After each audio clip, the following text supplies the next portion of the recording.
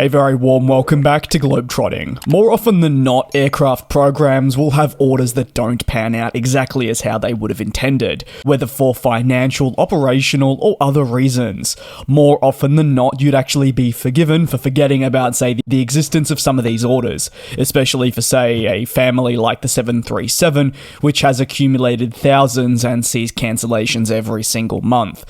For an aircraft type like the A380, I'd argue at the very least, it becomes a lot easier to see the scope of total commitments because of the number being so much fewer than, say, a single aisle plane, and equally then a cancellation for what is the world's largest passenger plane will be highlighted even further. While no longer in production, the Airbus A380 remains an aircraft type that received orders from many airlines around the world, and equally companies where it never eventuated, from Virgin Atlantic to Skymark.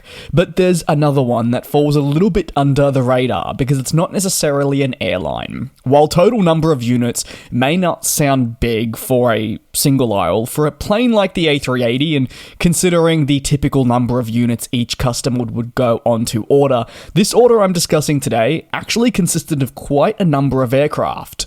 So focus today rests on Amedeo, a considerable purchase formally announced 10 years ago in early 2014 at the Singapore Air Show. The deal was valued at some USD 8.3 billion at list prices from a company that you may have never heard of. That's because this was never an airline, but more a leasing company based in the United Kingdom, previously known as Doric Lease Corporation.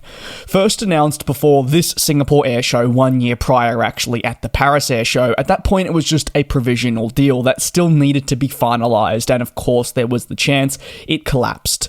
But more importantly, it came at a time in which the A380 was struggling for sales, and the purchase was certainly considered to be a vote of confidence.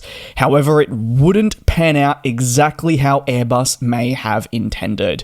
Why order the plane though? Well, in a similar regard to how many of your A380 operators feel, the CEO at the time of this leasing giant believed that the aircraft was going to offer prospective customers greater benefits than other existing options. With obviously a unique amount of space, the A380 would be able to redefine the interior experience from either a luxury standpoint or just very simply cramming people on board in, say, an economy configuration. At the time, the CEO of Amedeo continued by stating that the aircraft would be very important long into the future. They viewed passenger traffic numbers only to rise with time, and airports needed to play essentially catch up, with high-capacity planes such as the A380 certainly being required.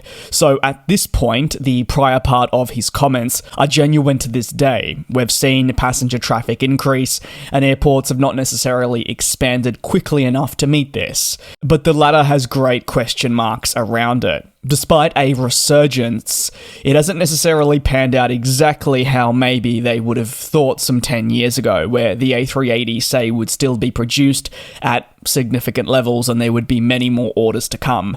By 2019, obviously some 5 years after this Amedeo order was finalised, Airbus and the leasing company would agree to terminate the purchase of 20 units of the A380-800. At this very time, Amedeo confirmed that it was in discussions with Airbus over other commercial aircraft options, but firmly believed there were better moves for the long term of the company than the A380. Quite a shift in the space of 5 years. But before this cancellation formally arrived, there was already some argument about the writing was on the wall, and Amedeo simply weren't going to take this aircraft into their leasing portfolio, because quite frankly they couldn't find an airline to take on the type. The hope with the order was to provide capacity to either existing A380 customers or those seeking an aircraft to leverage their position in a market, or even to a certain extent prospective ones, maybe an airline that wanted to disrupt it too. But none of these eventuated, and that was why the order just simply fizzled out. Many argued that it was never likely to happen, for who would even take on these A380s, given that the deal was hardly from an airline, rather a leasing company that at the end of the day had to rely on airlines coming through and having a place for these jets. So the deal stood at 20 units, which still to this day is a big order for the Airbus A380. But where did the company ever believe it would send these jets? Or did previously discussed, say, plans fall through? Let me know your thoughts down below in the comments. I'd love to hear your take. I think it's also worth considering that the second-hand market for the Airbus A380 is pretty much non-existent, and I'd argue that by the time the mid-2010s arrived, most airlines that were flying the Airbus A380 had all the units that they required. Of course, I will exclude Emirates in that conversation, as they were continuing to take delivery of the type, but even at that point had cooled their interest in, say, ordering new jets. It felt like the program had exhausted all of its potential. So then to simply find a place to put these 20 units, well, it was always going to be a challenging task. Let me know your thoughts, like I said, down below in the comments. Thank you very much for your support here on the channel. Take care, be safe, and I'll see you back here in a couple of days for your latest industry analysis. And we'll